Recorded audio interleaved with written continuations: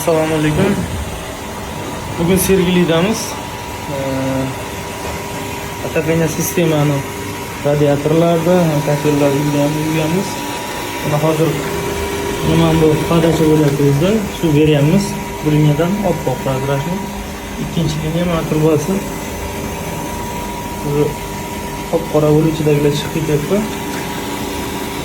Bu yoqdan shunaqa qilib turib kanalizatsiyaga olib bordik. Bu musorlarni chiqarib yuborish uchun.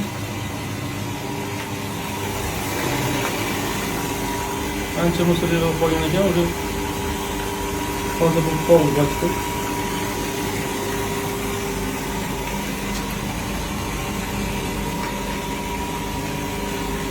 Klientimiz 5 yildan buyon foydalanib keldi. 5 yildan hech qanaqa sistema tozalanmagan. Tozalagichlarni chaqirishuvdi. Hozir oddiy suv bilan hozir yuvamiz. Bundan keyin ximiya bilan yuvamiz, xudo xolasa. Ximiya bilan yuvib, tozalab, xohlagandek ishlatib beramiz. Kimgadir shunaqa xizmatlar kerak bo'lsa, pastdagi nomerlarga telefon qilinglar. Kimgadir foydamiz tegsa, xursandmiz. Rahmat kattakon.